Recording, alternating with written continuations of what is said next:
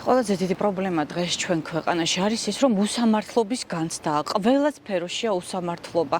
ამდენი ხანია უკვე, რამდენი თვეებია, რომ საპროტესტო აქციები მიმდინარეობს, ამდენი ახალგაზრდა მოაზროვნე თაობა დგას ქუჩაში, აპროტესტებს და მასთან არავინ არ გადადგა ნაბიჯი და არავის არ გაჩენია იმის სული, რომ მივიდნენ და კითხონ ახალგაზრდებს, რა საპროტესტებენ, რა უჭირთ და რა ხდება ქვეყანაში. სასამართლო ჩამოგვემხო.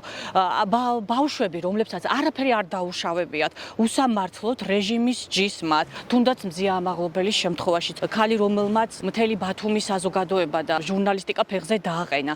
და ეს ადამიანი, რომელსაც აქვს თან ჯანმრთელობის პრობლემა, ზის ციხეში იმის გამო, რომ ხელი გაარტყა, საფუძველი რა იყო მისი? ყველამ უნდა აგოს პასუხი ჩვენი ბავშვების, ჩვენი ადამიანების დერის წინაშე, რასაც დღეს ესენი ჩადიან. ქვეყანაში არის სრული განუკითხაობა, საპოლიციო სისტემა, პოლიცია იცავს თავისი ძალაუფლებით ბიძინას ქონებას და ბიძინას ძალაუფლებას. მე დავდივარ აქციებზე, ხედავ, რომ ეს ბავშვები არც რუსთაველი გადაუწვიათ, არც არანაირი აგრესია არ ყოფილა. ერთადერთი ითხოვენ სამართლიან არჩევნებს, ითხოვენ ქვეყანაში აღდგეს სამართალი, იმეცის მაძლევს, რომ საერთაშორისო მხარდაჭერა გვაქვს ძალიან დიდი. ძალიან ბევრი ქვეყანა დგას ჩვენს გვერდით. ამ პროცესებში პრობლემა ვხედავ ადამიანების დამოკიდებულებას დღეს ერთმანეთის მიმართ. ჩემთვის ყველაზე მტკივნეული დღეს ეს არის. როდესაც შეგვიძლია რომ ვიძალადოთ ერთმანეთზე, არა აქვს ამას მნიშვნელობა, რომელი მხრიდან შეიძლება იყოს ეს ძალადობა წამოსული. გმობ მე ყველანაირ ძალადობას ყველა ადამიანის მხრიდან გამოხატულს, მათ შორის არა მხოლოდ ფიზიკურს, არამედ თუნდაც ვერბალურად გამოხატულ ძალადობას. ჩემთვის დღეს ყველაზე დიდი პრობლემა არის ის, რომ გვაქვს სიყვარულის და ერთმანეთის პატივისცემის დეფიციტი.